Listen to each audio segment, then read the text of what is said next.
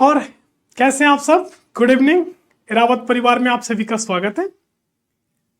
एक महज एक संयोग बोलिए या हमारी टीम की मेहनत बोलिए कि जब हम जेपीएससी का लास्ट मोमेंट का रिवीजन जो 200 एमसीक्यूज लाए थे, तो एस्पिरेंट्स को काफी फायदा हुआ। और उसको देखते हुए एमपी पीसीएस और हरियाणा पीसीएस के जो एस्पिरेंट्स हैं, उन्होंने तो जिद ही कर दिया कि मेरे लिए भी लाया जाए, हमारे क्षेत्र से भेदभाव नहीं। तो उसको देखते हुए एमपीपीसीएस का 200 टॉप 200 एमसीक्यूज आपके लिए लेके आए हैं। और हम उम्मीद करेंगे कि वैसा ही गुड लक आपके साथ हो और हमारा मेहनत आपके लिए काम में आए। ठीक है, तो बिना समय गवाए हम लोग स्टार्ट करते हैं। इसमें हम लोग हिस्ट्री, ज्योग्राफी, पॉलिटी, इकोनॉमिक्स और वर्ल्ड इंडिया का इकोनॉमिक्स है, तो फिर साथ में एमपी का इकोनॉमिक्स, बजट, ये सारा सेक्शन वाइज बटा हुआ है। ठीक है, तो सारा कुछ एक साथ आपका कवर हो जाएगा। इसमें आपको बहुत ज़्यादा तनाव लेने का जरूरत नहीं होगा। अगर आपने थोड़ी बहुत पढ़ाई नहीं भी की होगी तो इस एमसीक्यूज को थोड़ा सा ध्यान से एक बार देख लीजिएगा। ठीक है, परसों एग्जाम है, उसके लिए ऑल द बेस्ट पूरे रावत परिवार की ओर से। तो चलिए बिना समय गवाए हम लोग स्टार्ट करते हैं। स्टार्ट करेंगे हम लोग हिस्ट्री से। ठीक है,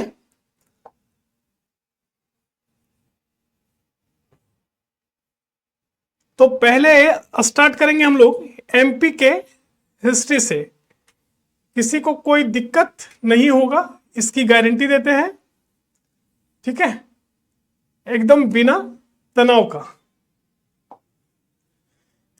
ठीक है, पूरी कोशिश करेंगे कि आपको किसी भी तरह के असहजता का सामना नहीं करना पड़ेगा। चलिए, तो पहला सवाल हम लोग शुरू करते हैं कि भीमबेटका शिलाश्रियों की खोज किसने की थी। ठीक है, इसमें एमपी से, सिर्फ एमपी से रिलेटेड हिस्ट्री और कल्चर में 30 क्वेश्चन होंगे, बाकी 50 क्वेश्चन अलग से होंगे जो जनरल हिस्ट्री के क्वेश्चन होंगे। ठीक है, तो चलिए पहला शुरू करते हैं हम लोग। फर्स्ट ये होगा कि भीमबेटका शिलाश्रियों यानी कि जो गुफा है कि उसकी खोज किसने की थी।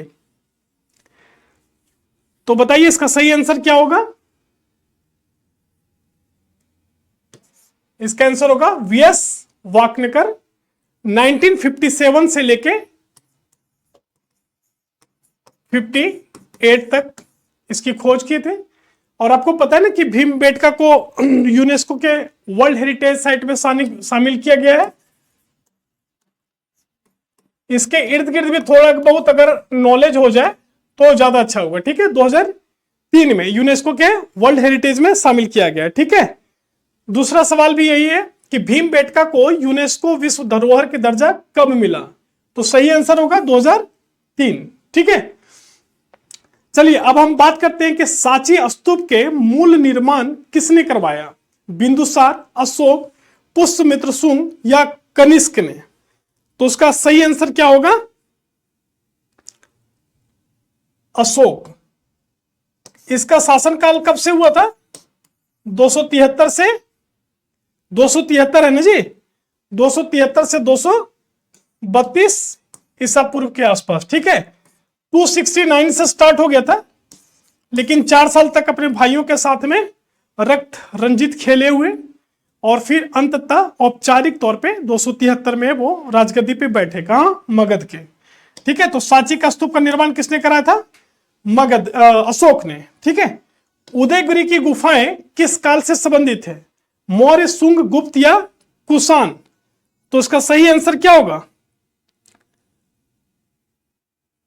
बताइए, मौर्य, शुंग, गुप्त या कुषाण। सही आंसर होगा गुप्त। 4th से 5th सेंचुरी के आसपास में हुआ था ना। थोड़ा बहुत आप लोग साइड से भी देख लेना, लेकिन इतना मुझे लगता है ये सफिशियंट होगा। ठीक है, विदिशा में है, एमपी के विदिशा में, और वहां पे वाराह अवतार का जो वो मूर्ति है वो काफी फेमस है। ठीक है, एकदम जल्दी जल्दी आगे बढ़ेंगे बिना लेट किए, क्योंकि लास्ट टाइम में समय बहुत कम बचा है तो सिर्फ ये 200 एमसीक्यूज आपको एकदम रिवीजन कर लेना है, ठीक है। बाघ गुफाएं किस नदी के किनारे है? सही आंसर होगा बाघ से याद रखिएगा बाघिन, ठीक है। खजुराहो मंदिर का निर्माण किस वंश ने करवाया था? तो खजुराहो मंदिर का निर्माण किसने करवाया था? चंदेल वंश ने, ठीक है। भोजपुर का अधूरा शिव मंदिर किस शासक से जुड़ा हुआ है? भोजपुर का अधूरा शिव मंदिर किस शासक से जुड़ा हुआ है? तो राजा भोज से, ठीक है। एरन अभिलेख किस काल का महत्वपूर्ण स्रोत है? एरन अभिलेख किस काल का मुख्य स्रोत है? तो गुप्त काल से, ठीक है। चलिए नेक्स्ट, विदिशा का प्राचीन नाम बताइए। विदिशा का प्राचीन नाम क्या है? तो भिलसा, ठीक है। मंदसौर अभिलेख किस शिल्प या उद्योग का उल्लेख करता है? धातु, रेशम, मिट्टी या पत्थर? सही आंसर होगा रेशम, मंदसौर है ना, मंदसौर। चलिए अब इसी में मध्यकालीन इतिहास मिडिवल हिस्ट्री के बारे में पढ़ेंगे कि मालवा सल्तनत की राजधानी कहां थी। तो मालवा सल्तनत की राजधानी कहां थी? धार, मांडू, उज्जैन या ग्वालियर? तो मालवा सल्तनत की राजधानी कहां थी? मांडू, ठीक है। जहाज महल कहां स्थित है? जहाज महल कहां स्थित है? सही आंसर क्या है? मांडू। रानी रूपमती बाज बहादुर कथा किस क्षेत्र से जुड़ी है? बुंदेलखंड, मालवा, महाकौशल, मांडू को ही मालवा कहते हैं, ठीक है, कंफ्यूज मत होइए, प्राचीन नाम है। रानी रूपमती बाज बहादुर कथा किस क्षेत्र से जुड़ी है? बुंदेलखंड, मालवा, महाकौशल या बघेलखंड? तो सही आंसर क्या है? मालवा, ठीक है। ग्वालियर किला किस वंश या शासक से प्रारंभिक रूप से जुड़ा हुआ? प्रारंभिक रूप है, ठीक है। मैंने ऐसे क्वेश्चन सेट किए हैं कि नए पैटर्न पे आधारित, जो थोड़ा बहुत आपको घुमा के क्वेश्चन पूछता है ना, सीधे सीधे इसका ये नहीं, तो घुमा के भी क्वेश्चन पूछे तो आपके हित में हो, ठीक है। चलिए, तो ग्वालियर किला किस वंश या शासक से प्रारंभिक रूप से जुड़ा माना जाता है? तोमर, परमार, चंदेल या प्रतिहार? तो सही आंसर क्या है? तोमर वंश से, ठीक है। ओरछा राज्य के संस्थापक कौन है? वीर सिंह देव, मधुकर शाह, रुद्र प्रताप या छत्रसाल? तो भाई साहब कोई बता सकते हो कि सही आंसर क्या है? रुद्र प्रताप। छत्रसाल किस राजा के प्रमुख शासक थे? इसे तो पता ही होगा, अगर आप लोग इतने तैयारी कर रहे हो तो राजा छत्रसाल कहां का राजा था? वो बुंदेलखंड का। मस्तानी वहीं से मदद मांगने आई थी ना, और तभी बोला था कि यहां से बुंदेलखंड की दूरी कितनी है? बोल 5 दिन का, तो हम 3 दिन में तय करेंगे। भाई ये नामुमकिन है। तो चीते की चाल, बाज की नजर और एरावत के 200 क्वेश्चन पे संदेह नहीं करते बेटा। चलिए पढ़ते, ठीक है। अरे मजे करते करते पढ़े, ज्यादा लोड लेने का एकदम जरूरत नहीं है। अहिल्याबाई होलकर, इनका 300वां जयंती हुआ है, ये ध्यान रखिएगा। अहिल्याबाई होलकर से मैंने करंट अफेयर्स भी पढ़ा है, तो उसमें थोड़ा सा अहिल्याबाई होलकर के बारे में पूरा एक बार अच्छे से देख लेना है, ठीक है। ये बहुत इंपॉर्टेंट है। अहिल्याबाई होलकर की राजधानी कहां पे थी? इंदौर, महेश्वर, उज्जैन या धार? कहां पे थी, कोई बता सकते हो? अहिल्याबाई होलकर की राजधानी, हाँ जी आप बताओ कहां पे है?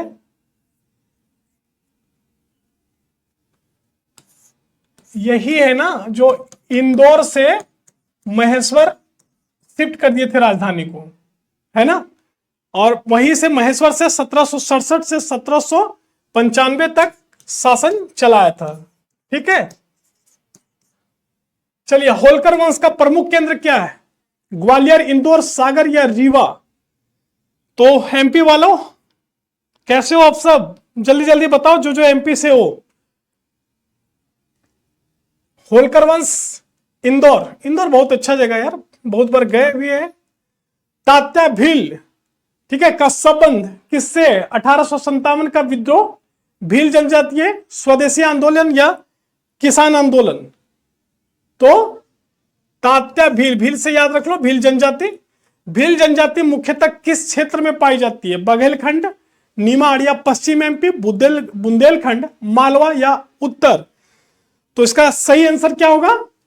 इसके पश्चिमी भाग निमाड़ के साइड में पाया जाता है। ठीक है, अब चलिए आर्ट एंड कल्चर पे बात करते हैं कि खजुराहो नृत्य महोत्सव किस महीने में होता है? ये 1 सप्ताह का महोत्सव होता है ना? और किस पे होता है? ये अभी हमने करंट अफेयर में पढ़ा है, इसलिए इसको भी थोड़ा ध्यान से आप लोग एक बार जरूर देख लीजिएगा। खजुराहो नृत्य, ये जो डांस फेस्टिवल है, ये इंडिया का सबसे मतलब बड़ा डांस फेस्टिवल माना जाता है। ठीक है ना? और इस बार का थीम भी मैंने उसमें बताया था। तो इसका सही आंसर क्या होगा कि ये आई थिंक 20 से लेके 25 के आसपास, लगभग 7 दिन के आसपास का, वो 27 तक का होता है। तानसेन समारोह कहां आयोजित होता है? भोपाल, इंदौर, ग्वालियर या जबलपुर? तो सही आंसर क्या होगा? ग्वालियर। ग्वालियर वालों, हाँ, सवाल में एकदम नहीं छोड़ना है ना? बहुत सारे मेरे मित्रगण हैं ग्वालियर से, उन्हीं के सजेशन पे, सलाह पे ये एमसीक्यू चल रहा है। ठीक है, चलिए, तो 22 नंबर 22 तानसेन समारोह कहां आयोजित है? तो सही आंसर क्या होगा? ग्वालियर। कालिदास समारोह का प्रमुख स्थान क्या है? तो कालिदास बाबा जी का कहां पे समारोह होता है? उज्जैन में। भगोरिया हाट मेला किस जनजाति से जुड़ा है? थोड़ा इसको ध्यान दीजिएगा। ठीक है, भगोरिया हाट मेला, तो भगोरिया हाट मेला किस जनजाति से जुड़ा है? तो भील जनजाति से, है ना? चलिए नेक्स्ट है मटकी नृत्य। मटकी नृत्य किस क्षेत्र की लोक शैली है? बुंदेलखंड, मालवा, निमाड़ या बघेलखंड? तो किसकी वो है, किस क्षेत्र की लोक शैली है ये? तो सही आंसर क्या होगा? मालवा, मटकी नृत्य। ठीक है, ध्यान रखना अपने। गोंडा चित्रकला किस जनजाति से संबंधित है? गोंडा चित्रकला किस जनजाति से संबंधित है? किस जनजाति से संबंधित है? तो सही आंसर क्या है? भील, गोंडा, बैगा या कोरकू? तो गोंडा, नाम ही दिया हुआ है गोंडा चित्रकला, है ना? बाघ प्रिंट किस जिले से प्रसिद्ध है? वाह, बाघ प्रिंट किस जिले से संबंधित है? तो बाघ प्रिंट किस जिले से संबंधित है? कोई इसका बता सकते हो आंसर? बाघ प्रिंट किस जिले से संबंधित है? कमेंट करो।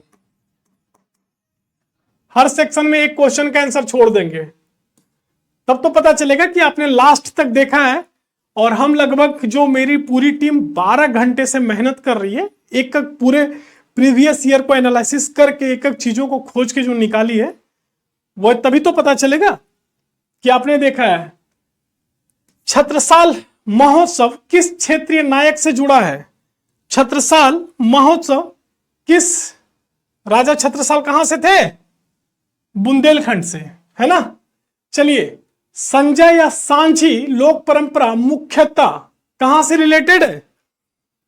तो मालवा, बुंदेलखंड, निमाड़ या बुंदेलखंड? तो ये मालवा। महाकालेश्वर ज्योतिर्लिंग कहां है? तो महाकालेश्वर ज्योतिर्लिंग कहां पे है? उज्जैन। ओमकारेश्वर एक अलग ज्योतिर्लिंग है। ठीक है, बीच बीच में जैसे पीसीएस या यूपीएससी ऐसे खेल खेलता है ना, कि एक दो सवाल देता है कि आप थोड़ा खेलो, थोड़ा मजे लो, शुरू में तनाव में मत आओ, है ना? उसके बाद दिमाग ठीक फ्रीक्वेंसी में काम करेगा तो आप ऑटोमेटिक सब सही करते चले जाओगे, है ना? चलिए, अब ये जनरल एमसीक्यूज होंगे। ठीक है भाई सब, चलिए तो हम लोग क्लास शुरू करते हैं। जो नॉर्मल इंडियन हिस्ट्री है उस पे।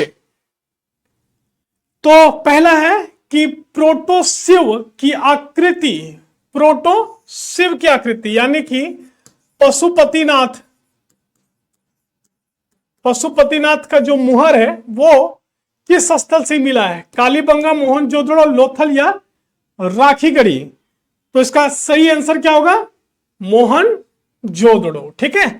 हड़प्पा सभ्यता में ग्रैनरी का सर्वाधिक साक्ष्य कहां है? ग्रैनरी मतलब से अन्नागार, जहां पे जिसमें वो पोटली होता था जिसमें बहुत सारे खजाने भरे रहते थे, मतलब अन्नागार। धौलावीरा, हड़प्पा, चिन्हुदड़ो या बनावली? तो सबसे ज्यादा कहां पे रखा था, मिला है? तो हड़प्पा में। ठीक है। अश्व की अस्थि साक्ष्य, एंशियंट हिस्ट्री से जब भी सवाल पूछता है तो पता नहीं हड़प्पा काल इनके लिए बहुत ही फेवरेट हो जाता है। तो अश्व की अस्थि साक्ष्य के विवादित स्थल के रूप में प्रायः किसका उल्लेख है? तो सुरकोटदा। ठीक है, सुरकोटदा। ऋग्वैदिक काल में गविष्ठी का क्या अर्थ है? ऋग्वैदिक काल में गविष्ठी का क्या अर्थ है? यज्ञ, युद्ध, सभा या कर? तो क्या है? गविष्ठी में पुराना रामानंद सागर का देखियो महाभारत, उसमें बार बार गाय ही लूट के ले जाते थे, है ना। चलिए चलो, तो नेक्स्ट है पुरुष सूक्त किस वेद में है? सामवेद, यजुर्वेद, ऋग्वेद या अथर्ववेद? पुरुष सूक्त किस वेद में है? तो सही आंसर क्या है? ऋग्वेद। ठीक है। जन से जनपद के संक्रमण का प्रमुख कारण क्या था? लौह उपकरणों का प्रसार, घोड़ों का आगमन, समुद्री व्यापार या लेखन कला? तो 6th सेंचुरी में पढ़ाया था ना हमारे एरावत द माइटी में, जो क्लासेस आपने किए हैं, तो उसमें क्या था कि लोहों का भरपूर इस्तेमाल होने लगा, जिससे कि कृषि बहुत ही ज्यादा बढ़ गया था। लोग कबीलाई समुदाय से लोग स्थिर होना शुरू हो गए थे। 16 महाजनपदों में वज्जी की राजधानी कहां है? वैशाली, राजगीर, कौशांबी या श्रावस्ती? तो वज्जी की राजधानी कहां पे है? वैशाली। बौद्ध संघ में उपासक का अर्थ क्या है? भिक्षु, गृहस्थ, अनुयायी, शिक्षक या दानदाता? तो उपासक मतलब हो गया गृहस्थ, अनुयायी। ठीक है। चलिए नेक्स्ट है जैन अनेकांतवाद का तात्पर्य क्या है? जैन धर्म के अनेकांतवाद का तात्पर्य क्या है? एक ही सत्य, बहुदृष्टिकोण से सत्य, नास्तिकता या अहिंसा मात्र की बात कर रहा है? तो सही आंसर क्या होगा इसका? स्यादवाद, अनेकांतवाद पढ़े हो ना आप लोग? केवल एक ही सत्य नहीं है। चलिए, मौर्य प्रशासन में अमात्य, ये अक्सर हर पीसीएस में सवाल आता है, ये अमात्य। मौर्य प्रशासन में अमात्य क्या था? सैनिक, मंत्री वर्ग, जासूस या कर संग्राहक? तो मौर्य प्रशासन में अमात्य क्या था? ये मंत्री। और किसके अमात्य ने उसकी हत्या कर दी थी? उसके बाद शिशुनाग वंश का स्थापना हुआ था। अर्थशास्त्र में साम, दाम, दंड, भेद क्या है? 4 वेद, कूटनीति के उपाय, कर्ण प्रणाली, न्याय व्यवस्था है? तो वो क्या है? साम, दाम, दंड, भेद। यही चीज आपको लगाना है, साम, दाम, दंड, भेद लगा के एमपी पीसीएस को आपको क्लियर कर लेना है। ठीक है। और पूरे एरावत परिवार की तरफ से ऑल द बेस्ट। चलिए, अशोक के धम्म का मुख्य लक्ष्य क्या था? वैदिक यज्ञ, सामाजिक नैतिक आचरण, बौद्ध शिक्षा निवारण या कर वृद्धि? तो धम्म किसी धर्म से जुड़ा हुआ नहीं था उस समय। वो क्या था? सामाजिक और नैतिक आचरण को बढ़ावा देना। बौद्ध सम्राट अशोक पहले हिंदू थे, ठीक है, सनातन धर्म से। उसके बाद वो जाके फिर बौद्ध धर्म को अपना लिए थे। शुंग काल का प्रमुख कला क्या है? शुंग काल की प्रमुख कला क्या है? सांची स्तूप का विस्तार, अजंता चित्र, एलोरा की गुफाएं या खजुराहो का मंदिर? तो सांची स्तूप का विस्तार। कुषाण काल में महायान के प्रसार से जुड़ा शासक कौन था? भीम, कडफिसेस, कनिष्क, हुविस्क या वासुदेव? कौन सा था? कोई बता सकते हो? कनिष्क। गुप्त काल में अग्रहार का क्या अर्थ है? गुप्त काल की बात कर रहा है। गुप्त काल में अग्रहार का क्या अर्थ है? सैन्य छावनी, कर मुक्त भूमिदान, बाजार या बंदरगाह की बात कर रहा है।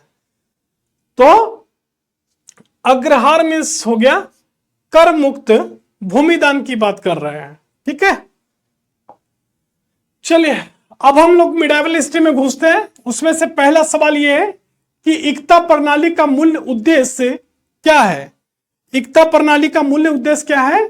धार्मिक अनुदान, राजस्व संग्रह के बदले वेतन, भूमि सुधार या व्यापार प्रोत्साहन। तो सही आंसर क्या होगा?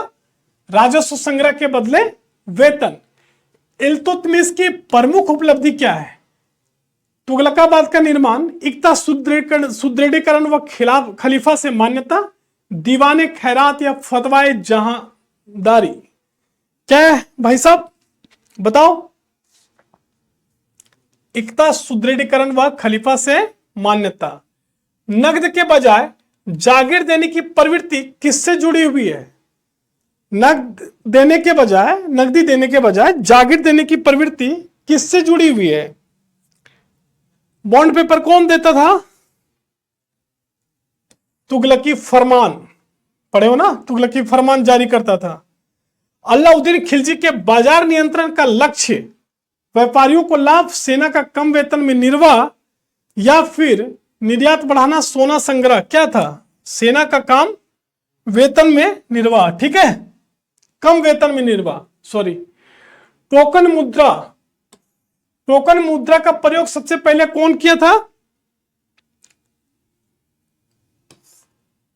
मोहम्मद बिन तुगलक भाई साहब। विजयनगर, कर्नाटका वाला एरिया की बात हो रही है। ठीक है, साउथ का। विजयनगर के अमरनायक शब्द का क्या अर्थ था भाई साहब? तो सैन्य नायकों को दी गई भूमि को अमर नायक कहा जाता था। बहमनी विजयनगर संघर्ष का मुख्य कारण क्या था? बहमनी विजयनगर संघर्ष का मुख्य कारण क्या था? तो रायचूर दोआब। सूफी या चिश्ती सिलसिला किससे संबंध है? सूफी और चिश्ती सिलसिला किससे संबंधित है? प्रेम, सेवा और समावेश। सरिया कठोरता तो कभी मत क्लिक करना, उसको आंसर गलत हो जाएगा। भक्ति में निर्गुण धारा के प्रमुख कौन है? सूरदास, तुलसीदास, कबीर और मीराबाई। तो भक्ति में निर्गुण धारा के प्रमुख क्या है? कबीर। अकबरनामा के लेखक कौन है? अबुल फजल। सुलाहे कुल का अर्थ क्या है? सर्वधर्म समभाव। मनसबदारी में जात मीन्स क्या होता था? जात कास्टिज्म की बात नहीं हो रही है ना? जात व्यक्तिगत रैंक होता था, है ना? सेनाओं में जो रैंक होता है उस रैंक की बात कर रहा है। 10 साला पद्धति किससे रिलेटेड है? 10 साला पद्धति अकबर। मराठा का चौथ और एक होता था सरदेशी, इसके 2 कर होते थे, है ना? तो उसमें मराठा के चौथ और सरदेशी कर होता था। उसमें से इसके टैक्स की जो मापन है, टैक्स जो रेशियो है वो क्या होता था? यहां पे जो कुछ लोग मुख्य दर्शक के तौर पे बने, आप लोग भी कुछ जवाब दिया कीजिए, तभी मैं रिपीट कर रहा हूं, अदरवाइज मैं टिक करते हुए निकल जाऊंगा सीधे, है ना? ताकि जो ऑनलाइन देखेंगे उन्हें जल्दी जल्दी कंटेंट मिल जाए, तो आप लोग भी कुछ जवाब दो। चलिए, शिवाजी का अष्टप्रधान। तो शिवाजी के अष्टप्रधान के में इसमें से क्या क्या होता था? कुछ नहीं, सिर्फ 8 मंत्री की बात हो रही है। मुगल चित्रकला का उत्कर्ष अकबर, जहांगीर, बाबर, औरंगजेब या बहादुर शाह। तो हमारे सबसे मजनू मुगलिया फतवाए आलमगीर। छोड़िए, बाकी बातें क्लास में करेंगे, अभी सिर्फ सवाल जवाब पे ध्यान देते हैं ना। फतवाए आलमगीरी अकबर, जहांगीर, शाहजहां या औरंगजेब। कौन से हैं? फतवाए आलमगीरी, औरंगजेब।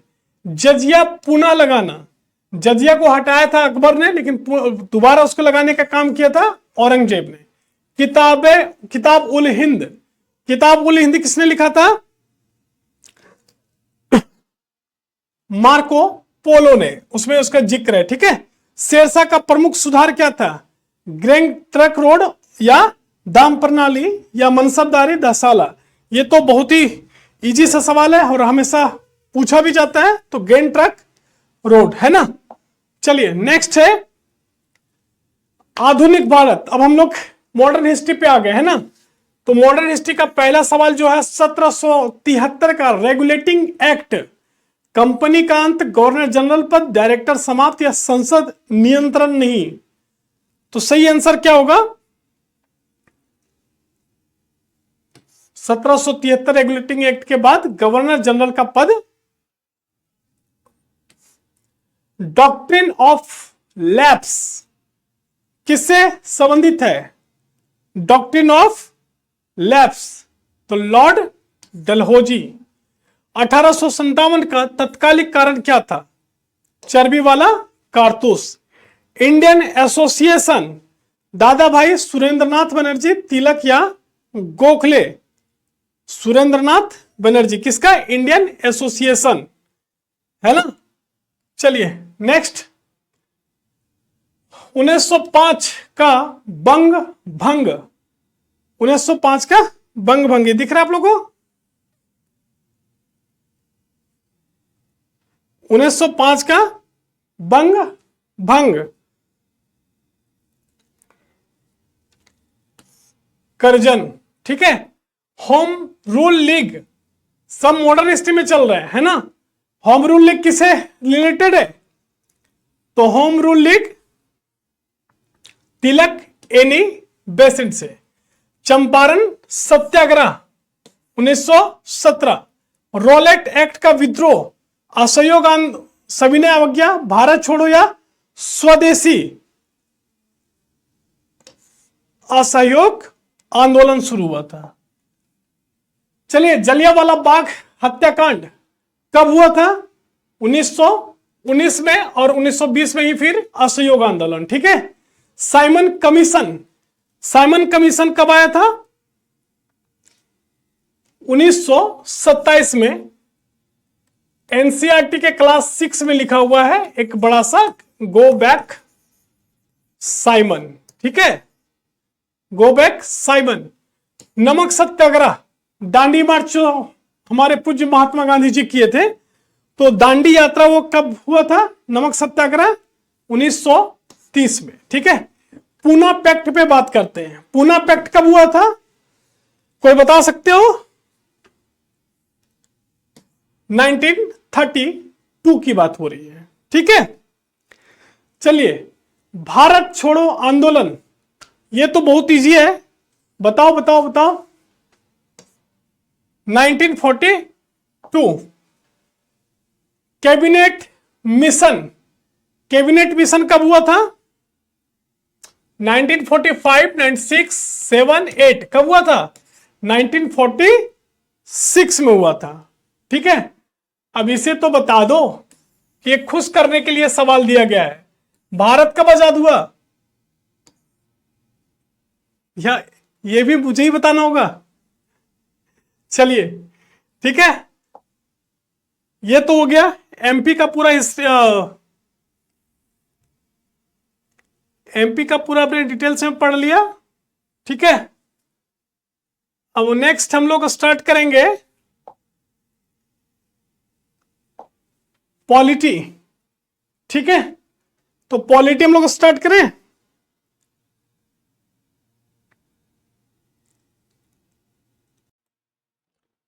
तो पॉलिटी का जो पहला क्वेश्चन है वो क्या होगा?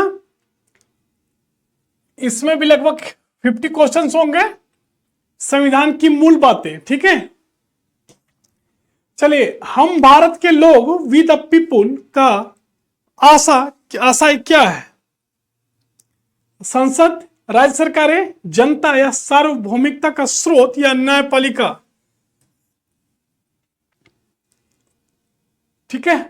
भारतीय संविधान का धर्मनिरपेक्ष स्वरूप किस संशोधन से जोड़ा गया है? भारतीय संविधान का धर्मनिरपेक्ष स्वरूप किस संशोधन से जोड़ा गया है? कोई सही आंसर बता सकते हो? 42वां संशोधन जब हुआ 1976 में, तो उस समय 3 चीज जोड़ा गया था। ठीक है, सब ध्यान रखिएगा। मूल संरचना सिद्धांत किस केस से संबंधित है? मूल संरचना वाला सिद्धांत केशवानंद भारती केस से। डीपीएसपी का उद्देश्य क्या है? डीपीएसपी का उद्देश्य क्या है? सामाजिक आर्थिक लोकतंत्र को बनाए रखना। मौलिक अधिकार किस भाग में है? ठीक है, 2, 3, 4 या 5? भाग 3। समानता का अधिकार में शामिल नहीं है। 14, 15, 19 या 18? राइट टू इक्वालिटी की बात कर रहा है, तो 19 नहीं है। ठीक है, क्योंकि ये स्वतंत्रता की बात करता है, समानता की नहीं। अभिव्यक्ति की स्वतंत्रता 14, 19, 21 या 32 किसमें है? कोई बता सकते हो? आवाज आ रही है मेरी? हाँ, ठीक है। चलिए, कोई बता सकते हो कि किसमें है? 19(1) का ए, जीवन और व्यक्तिगत स्वतंत्रता। जीवन और व्यक्तिगत स्वतंत्रता किसकी बात करता है?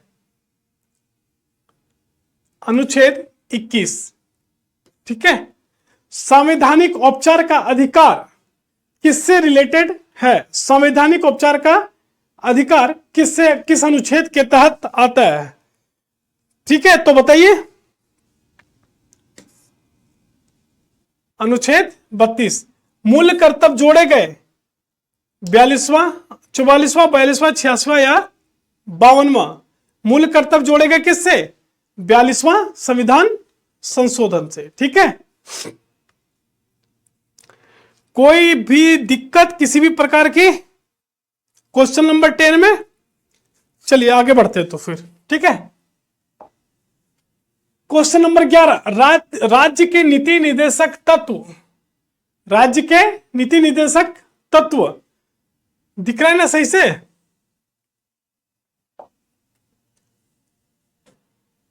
हाँ, क्वेश्चन सही से दिखना चाहिए, वरना फिर सर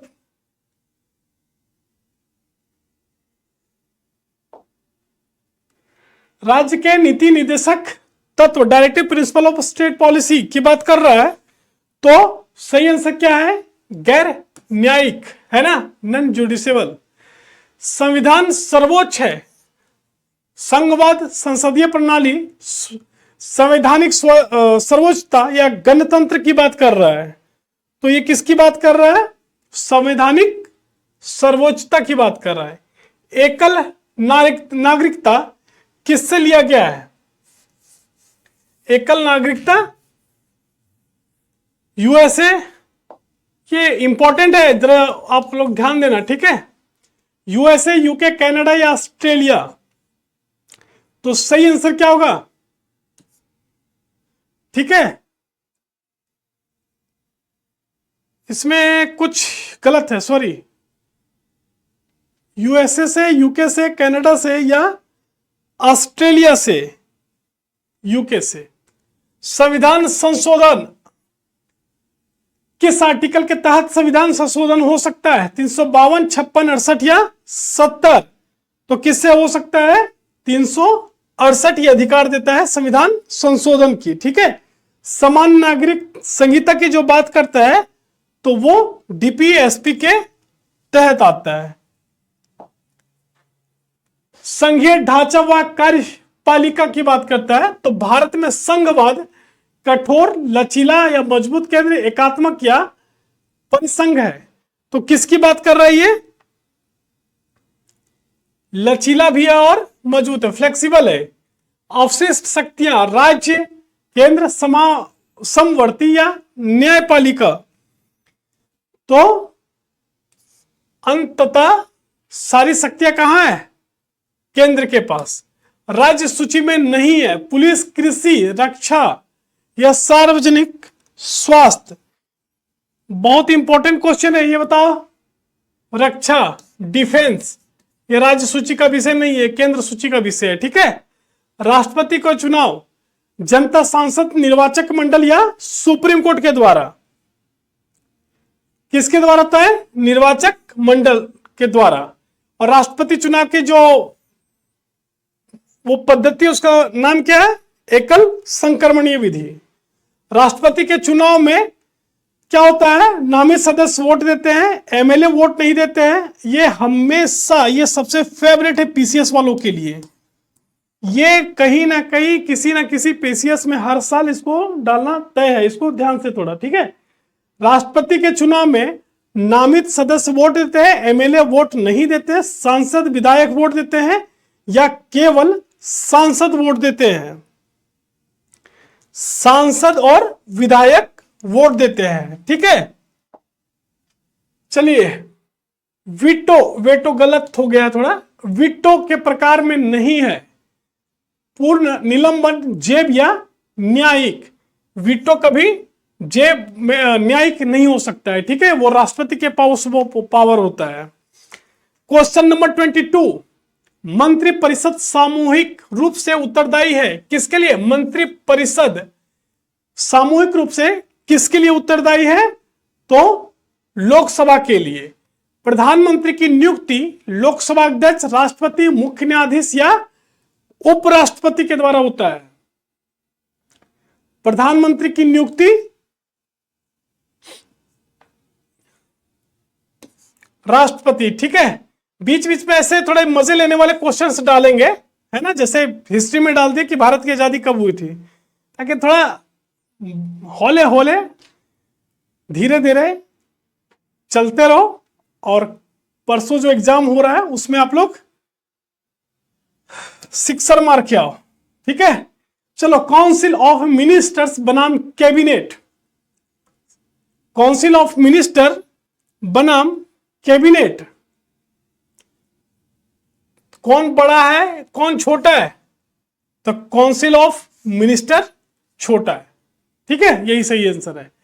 उपराष्ट्रपति राज्यसभा का सदस्य, राज्यसभा सभापति, लोकसभा अध्यक्ष या राज्यसभा? तो राज्यसभा का सभापति उपराष्ट्रपति होता है। राज्यपाल की नियुक्ति कौन करता है? प्रधान। अब तो आप ये बता दो, जल्दी फटाफट बताओ। राज्यपाल और राष्ट्रपति जब तक अपने पद पे रहते तब तक इन पे कोई भी न्यायिक या मुकदमा वगैरह ये प्रक्रिया नहीं होता है। उससे पहले, कुछ दिन पहले इसको इन्फॉर्म करना होता है, ठीक है। एक यही दो पोस्ट है जिन पे पद में रहते हुए इन पे केस नहीं हो सकता है।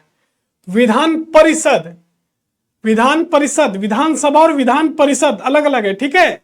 हर राज्य में वैकल्पिक है, समाप्त है या केवल केंद्र पे है? तो कुछ एक राज्य में विधान परिषद है, सब राज्य में नहीं है, ठीक है। मुख्यमंत्री जनता चुनती है, राज्यपाल नियुक्त करता है, राष्ट्रपति या न्यायपालिका? हाँ, अब बताओ, आपको लग रहा होगा कि क्या बच्चों वाली सवाल पूछ रहे हो सर। बताओ, मुख्यमंत्री को कौन चुनता है? इसमें सही फंस हो गया आप लोग। मुख्यमंत्री के यहां बात कर रहे हैं कि मुख्यमंत्री को शपथ कौन दिलाता है? राज्यपाल, ठीक है। हम लोग विधायक चुनते हैं और सारे विधायक मिलकर किसको बनाते हैं? जो ज्यादा बहुमत लाए वो मुख्यमंत्री बनाएगा। आर्टिकल 356 राष्ट्रीय आपातकाल, वित्तीय राष्ट्रीय शासन या युद्ध की बात करता है। तो आर्टिकल 356 राष्ट्रीय शासन की बात करता है। आर्टिकल 370 अब तो वो गया है ना, जम्मू कश्मीर का विशेष प्रावधान था, जो कि अब दो पार्ट में बांट दिया गया, एक J&K, एक लद्दाख, है ना। चलिए, विधायिका, न्यायपालिका संस्थाएं के बारे में बात करते हैं। संसद के दो सदन, लोकसभा और राज्यसभा, ठीक है। मनी बिल कहां पेश नहीं किया जा सकता है? सॉरी, मनी बिल कहां पेश होता है? राज्यसभा में, लोकसभा में, राष्ट्रपति या सुप्रीम कोर्ट के पास? है ना तगड़ा वाला सवाल। इससे क्वेश्चन डायरेक्ट आने वाले हैं। सिर्फ लोकसभा में। मनी बिल पर राज्यसभा संशोधन बाध्यकारी, 14 दिन सलाह अस्वीकार या रोक, 14 दिन के अंदर उसे सलाह देना पड़ता है, नहीं तो वो वापिस हो जाता है। लोकसभा का कार्यकाल कितने वर्षों तक होता है?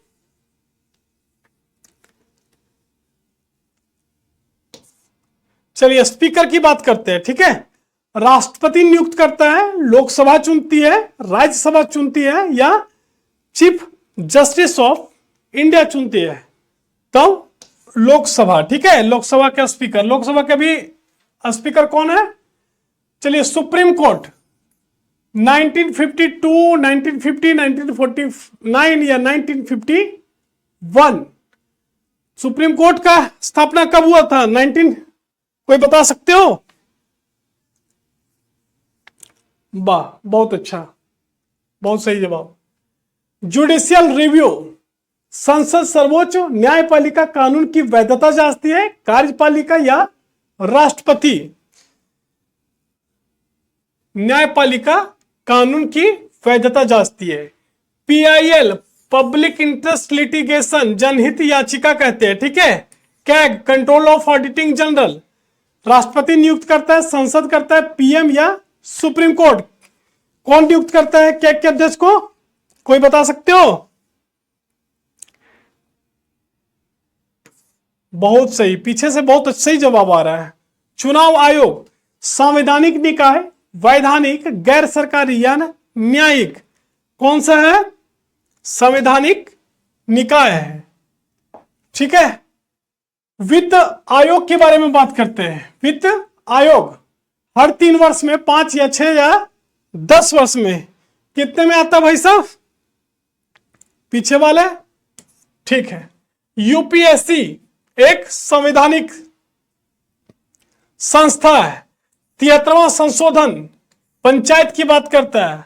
74वां संशोधन नगर निकाय की बात करता है। अनुच्छेद 21A शिक्षा के अधिकार की बात करता है, ठीक है। क्वेश्चन इसी में घुमा के आपको पूछेगा। लग रहा हो कि ये क्या बच्चों वाली सवाल है, पर क्वेश्चन इसी में से घुमाएगा आपको, ठीक है। और हमारा वेल विशेष आपके साथ है कि कम से कम अगर JPSC में 20 से 25 क्वेश्चन आए हैं तो आपके वाले में 30 से 40 क्वेश्चन सीधे टच कर जाए, है ना। चलिए लोकपाल पे बात करें, ठीक है। चलिए लोकपाल पे बात करते हैं। न्यायालय भ्रष्टाचार निवारण संस्था, न्यायपालिका की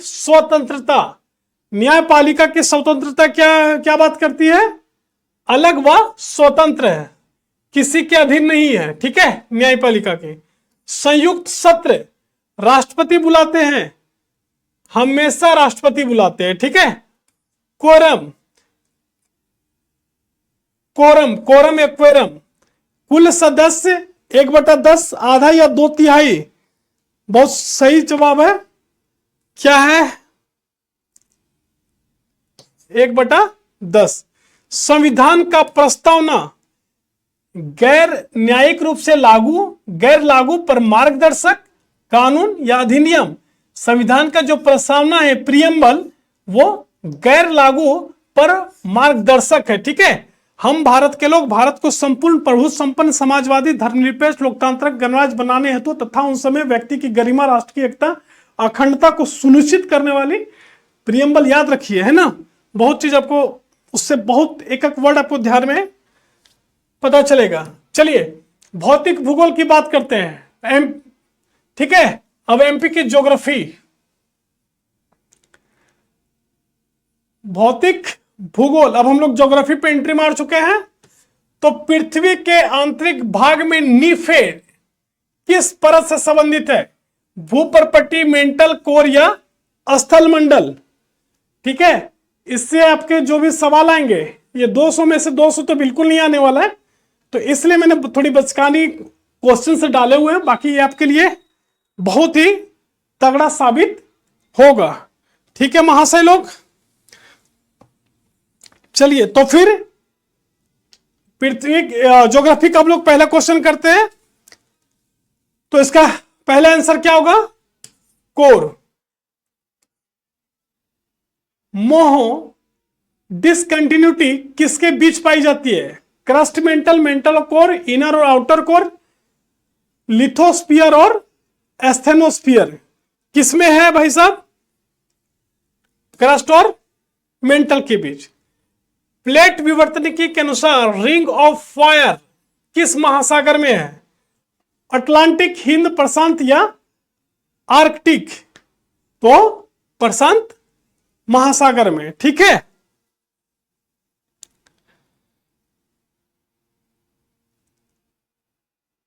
एक चीज है यहां नीफे है, नीफे तो कोर में पाया जाता है, लेकिन एक और भी है सियाल। ठीक है, एक नीफे होता है, एक सियाल होता है। ये कहां पे है? क्रस्ट में। ठीक है, ध्यान रखिएगा इसको। चलो, एस्थेनोस्फीयर की प्रमुख विशेषता क्या है? ठोस और कठोर, आंशिक रूप से पिघला हुआ प्लास्टिक, गैसीय, पूर्णतः तरल। क्या है, कोई बता सकते हो? आंशिक रूप से पिघला और प्लास्टिक। चलिए, निम्न में से कौन सा सेल अग्नेय नहीं है? ग्रेनाइट, बोसाल्ट, संगमरमर या ऑब्सिडियन? संगमरमर मृदा अपरदन का मुख्य कारण नहीं है। चलिए, इसका तो बता ही सकते हो आप लोग। क्वेश्चन नंबर 6,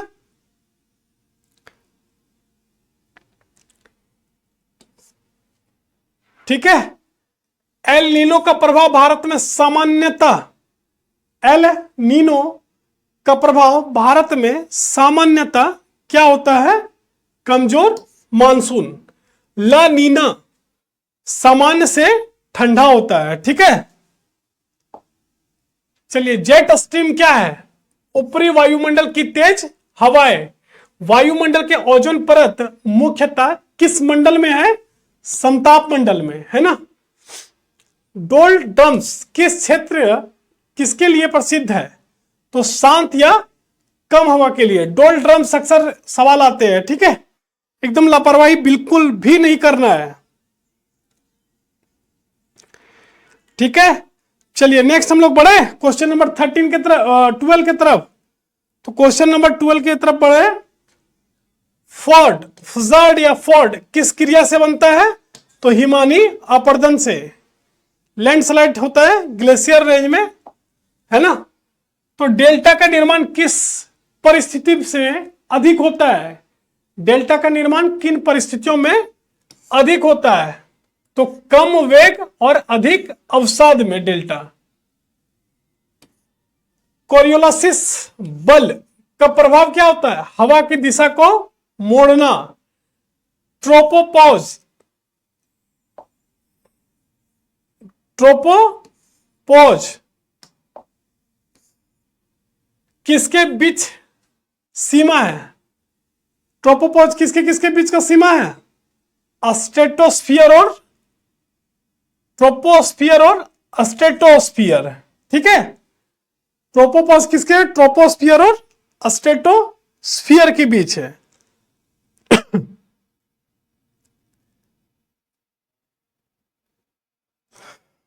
ठीक है, चलिए क्वेश्चन नंबर 16 की बात करते हैं। भारत के भूगोल के बारे में। दक्षिण पश्चिम मानसून की शाखाएं 1, 2, 3 या 4? 2। चेरापूंजी मौसिन राम में अधिक वर्षा का मुख्य कारण क्या है? ओरोग्राफिक वर्षा। काली मिट्टी के लिए सबसे उपयुक्त क्या है? कपास, गुजरात महाराष्ट्र वाले एरिया में। थार मरुस्थल में वर्षा कम होने का सबसे बड़ा कारण क्या है? अरावली की स्थिति। चले नेक्स्ट, सिंधु नदी का उद्गम।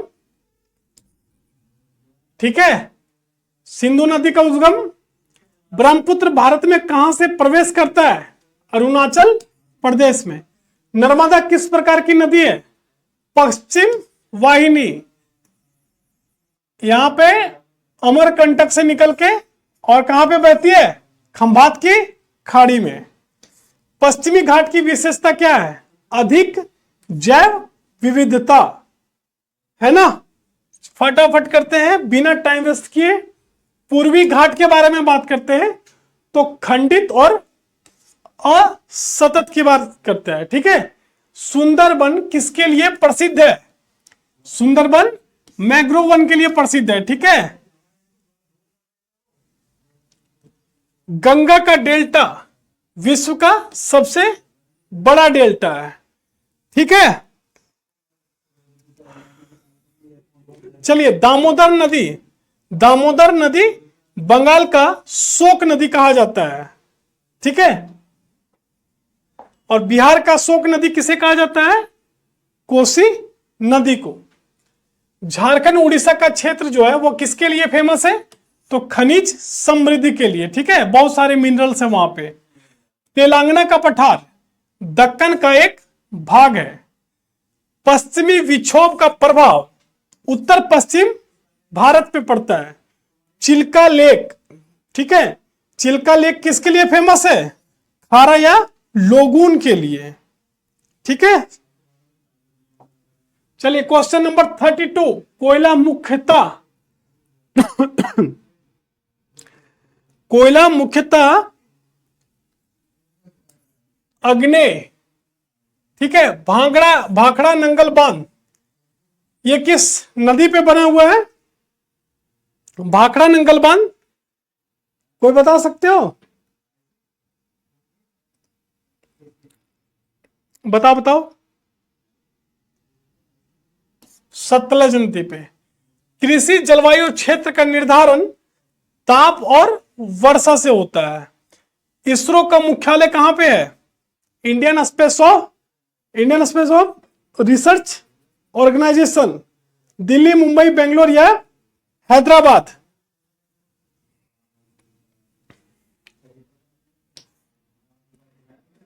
बेंगलुरु, ठीक है। चलिए, अब हम लोग मध्य प्रदेश के भूगोल की बात करते हैं। तो मध्य प्रदेश के भूगोल में मध्य प्रदेश की प्रमुख नदी कौन सी है? ये तो सब जानते हो कि जो भी एमपी पीसीएस दे रहे हो उसको तो ये आना ही चाहिए। नर्मदा मैया। नर्मदा बहती है पश्चिम से पूर्व, कहां पे? अमरकंटक से खंभात की खाड़ी तक, अरे सॉरी, पूर्व से पश्चिम तक, ठीक है, पश्चिम की तरफ बहने वाली नदी है। ताप्ती नदी पूर्व वाहिनी, पश्चिम वाहिनी, हिमालय या सूखी? Question number 38। पश्चिम वाहिनी, नर्मदा और ताप्ती दोनों पश्चिम वाहिनी है, ठीक है। मालवा का पठार, तो मालवा का पठार ज्वालामुखी बेसाल्ट है, ग्रेनाइट है, रेत है या हिम है? तो क्वेश्चन नंबर 39 ज्वालामुखी बेसाल्ट है मालवा पठार।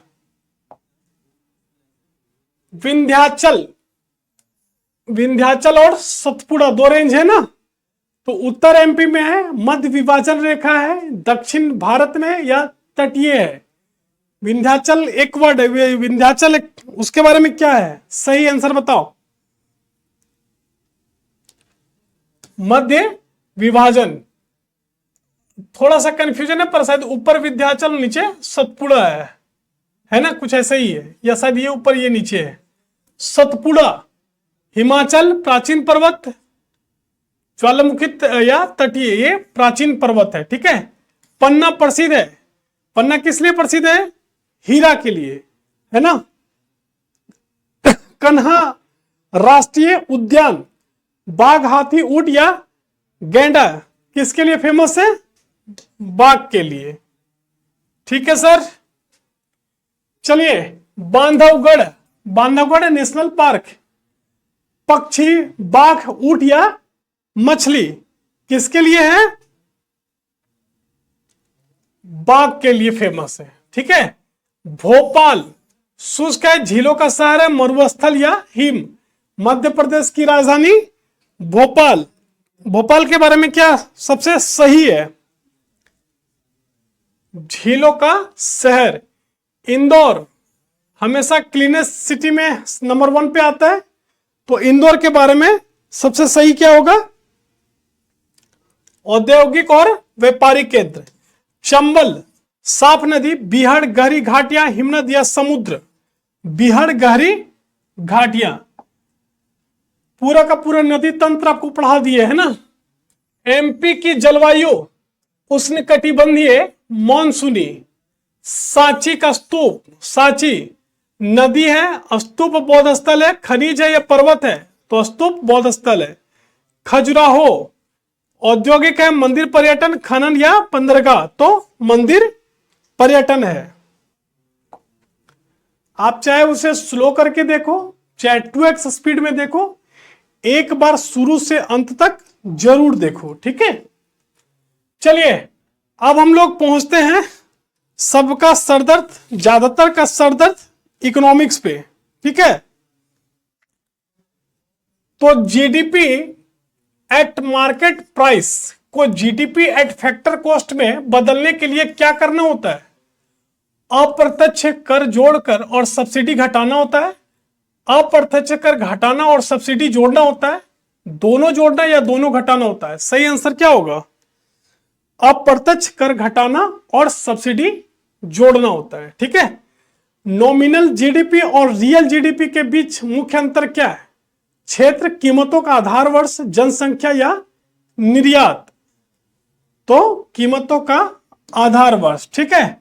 जीएनपी का सही सूत्र क्या है? GD plus depreciation, GDP plus net factor income from abroad, GDP tax या जीडीपी सब्सिडी? जीडीपी और net factor income from abroad, विदेशों से प्राप्त आय। NNP at factor cost, NNP at factor cost. जैसे ही कुछ सालों से सिलेबस चेंज हुआ है और थोड़ा सा ट्रिकी हो गया है, ठीक उसी बेस पे हम लोग सवाल बनाए हैं, ठीक है। एनएनपी एट फैक्टर कॉस्ट को सामान्यतः किस नाम से जाना जाता है? राष्ट्रीय आय, जीडीपी, व्यक्तिगत आय या डिस्पोजेबल इनकम? किसके नाम से जाना जाता है?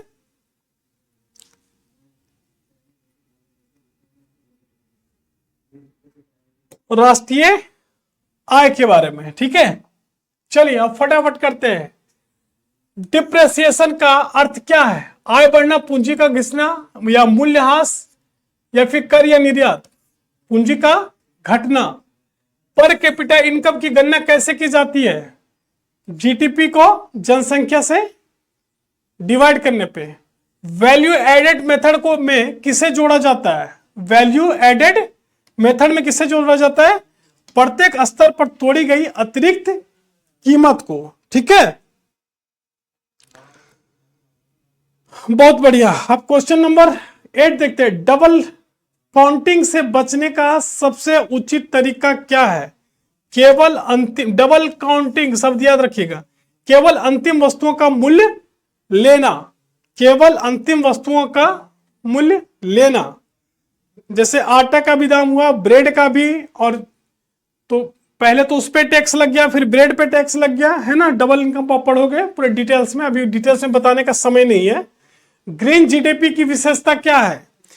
तो ग्रीन जीडीपी की विशेषता क्या है कि पर्यावरणीय लागत का समावेश। प्राइमरी सेक्टर में कौन आता है भाई साहब? बैंकिंग, खनन, परिवहन या शिक्षा? हाँ, ये हुआ ना ट्रिकी क्वेश्चन। ट्रिकी तो सारा ही है, अभी तक तो आपका पसीना छुड़ा दिया होगा, लेकिन फिर भी खनन जो है वो हमारा प्राइमरी सेक्टर है। सेकेंडरी सेक्टर में क्या है? कच्चे माल को तैयार माल में बदलना। और टर्सरी सेक्टर, ठीक है, प्राइमरी, सेकेंडरी और टर्सरी सेक्टर। तो टर्सरी सेक्टर में क्या है? उत्पादन, सेवा, कृषि या खनन। तो सेवा की बात की जाती है टर्सरी सेक्टर में, ठीक है। चलिए, एचडीआई किन 3 मुख्य संकेतों का आधार है? ह्यूमन डेवलपमेंट इंडेक्स किन 3 मुख्य संकेतकों पर आधारित है? बताओ, सही जवाब दो। आय, शिक्षा और जीवन का प्रत्याशा। पॉवर्टी लाइन निर्धारण का आधार क्या है? केवल आय, उपभोग व्यय, निर्यात या उत्पादन?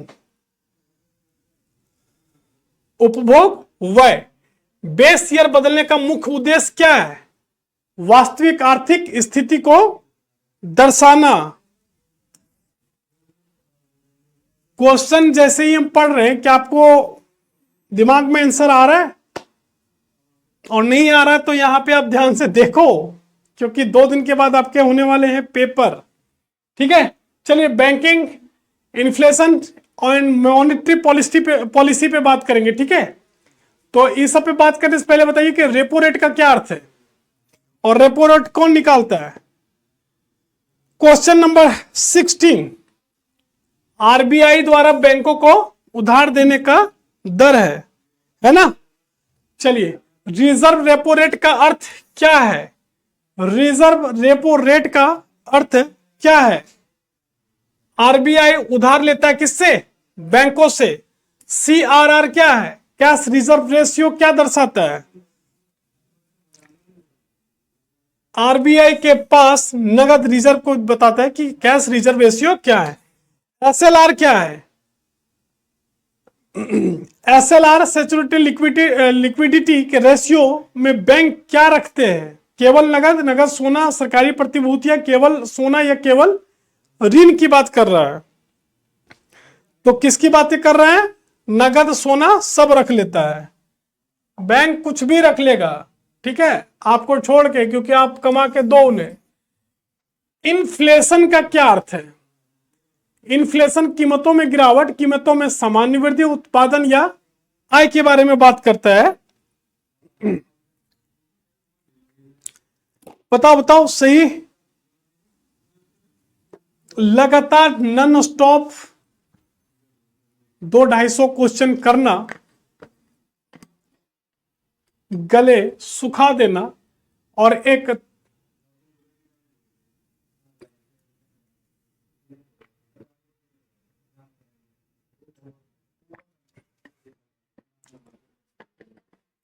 वेटलैंड एरिया से डेजर्टिफिकेशन के स्थिति में पहुंचा देता है ना। तो लगातार 12-15 घंटा मेहनत, फिर यहां आके लगातार मेहनत, ये कोई आसान काम बिल्कुल तो नहीं है। चलिए, इन्फ्लेशन की बात करते हैं। ठीक है, तो इन्फ्लेशन में क्या है? कीमतों में सामान्य वृद्धि।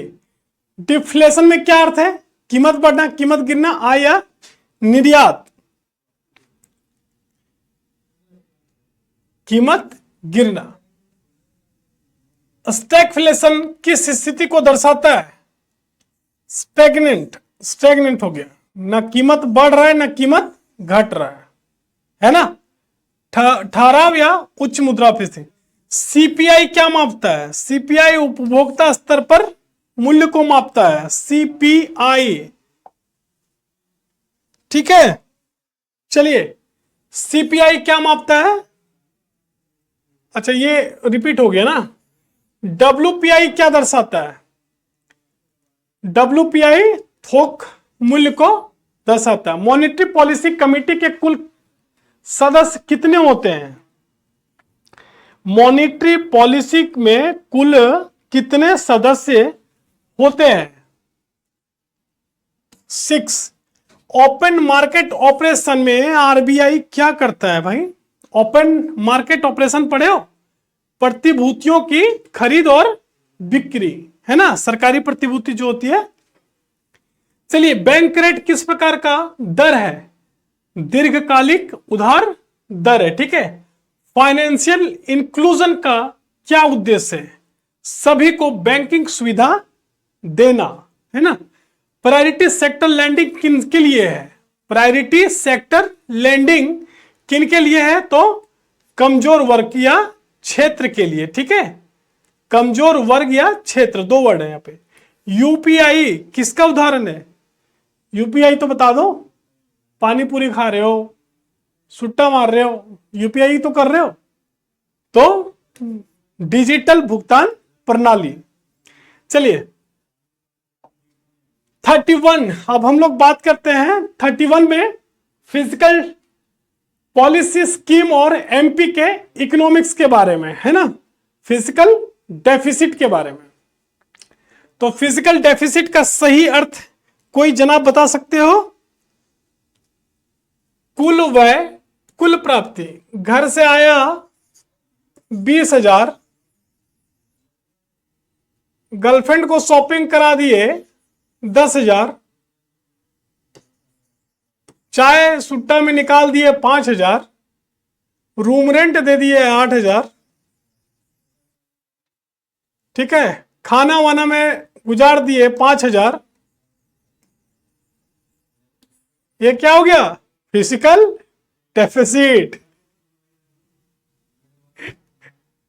है ना, फिजिकल डेफिसिट। अरे सर आप क्या बोल रहे हो, ऐसा आप नहीं करते, आप पता है नहीं करते हो, कोई बात नहीं, आप बहुत ही दूध के धुले जो हो, मुझे पता है। चलिए, रेवेन्यू डेफिसिट किसे कहते हैं? रेवेन्यू डेफिसिट किसे कहते हैं? राजस्व व्यय माइनस राजस्व प्राप्ति। प्राइमरी डेफिसिट किसे निकाला जाता है? प्राइमरी डेफिसिट किससे निकाला जाता है? Physical deficit minus interest payment है। जीएसटी किस प्रकार का कर है? हाँ बताओ, ये तो थोड़ा इजी सा है। डायरेक्ट, इनडायरेक्ट, प्रत्यक्ष, अप्रत्यक्ष, आयकर या संपत्ति। तो जीएसटी अप्रत्यक्ष टैक्स है, ठीक है। कोई शक?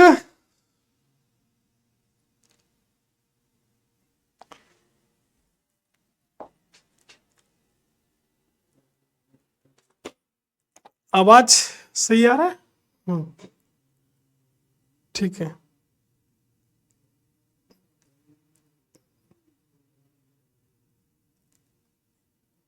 एक सेकेंड।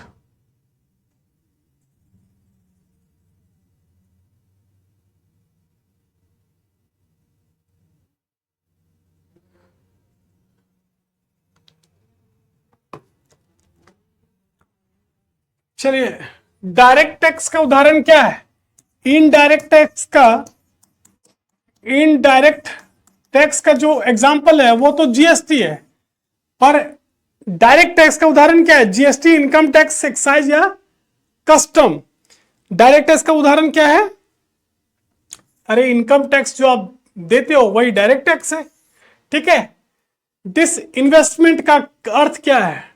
डिस इन्वेस्टमेंट का क्या अर्थ है? बेटा एक बात याद रखना कि जियोग्राफी और इकोनॉमिक्स में आप हर चीज का हिंदी मीनिंग खोजने की कोशिश मत करना, वरना उलझ के रह जाओगे। तो अगर कोई ऐसा हिंदी मीनिंग होगा जो आपको समझ में नहीं आ रहा, तो वहां तो बाइलिंगुअल होता है, आप एक बार थोड़ा शिफ्ट करना और उसमें देखना, ठीक है। एक बार इंग्लिश वर्ड भी देख लेना, खास करके इकोनॉमिक्स में तो जरूर, इसलिए मैंने सारे इंग्लिश के वर्ड डाले हुए हैं, ठीक है। डिस इन्वेस्टमेंट का अर्थ क्या है? तो डिस इन्वेस्टमेंट का अर्थ हो गया सरकारी हिस्सेदारी को बेचना। एफडीआई किसे कहते हैं? एफडीआई किसे कहते हैं? प्रत्यक्ष विदेशी निवेश को। सेबी का मुख्य कार्य क्या है? सेबी का मुख्य कार्य क्या है? पूंजी बाजार का नियमन, ठीक है, उसका काम है रेगुलेशन का। चलिए नीति आयोग के बारे में बात करते हैं। बैंक, नीति थिंक टैंक, न्यायालय या कर क्या है? नीति आयोग से अंदाजा लगाओ आप लोग। चलिए, एमएसएमई का पूर्ण रूप क्या है? एमएसएमई का पूर्ण रूप क्या है? Micro small medium enterprises. Make in India का मुख्य उद्देश्य क्या था? भारत में मैन्युफैक्चरिंग हब को बढ़ाना, विनिर्माण बढ़ाना, ठीक है।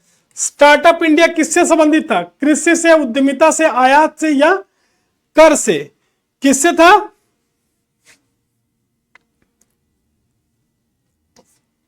उद्यमिता से, ठीक है। चलिए, स्किल इंडिया का लक्ष्य क्या है? स्किल इंडिया का लक्ष्य क्या है? तो स्किल इंडिया का लक्ष्य है विकास कौशल को बढ़ाना। मध्य प्रदेश के प्रमुख नकदी फसल कौन सा है? सोयाबीन। मध्य प्रदेश में हीरा उत्पादन का प्रमुख क्षेत्र कौन सा है? मतलब प्रमुख क्षेत्र कौन सा है?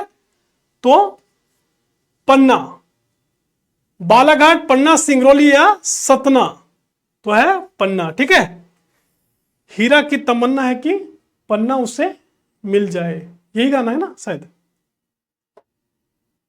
आज समझ में आया मुझे। चलिए, सिंगरौली क्षेत्र किसके लिए प्रसिद्ध है? कृषि, ऊर्जा, कोयला, पर्यटन या सेवा? तो ऊर्जा और कोयला के लिए। ठीक है, सिंगरौली। Question number 47। अब हम लोग अंत के कगार पे पहुंच चुके हैं, लगभग आपके 250 क्वेश्चन, और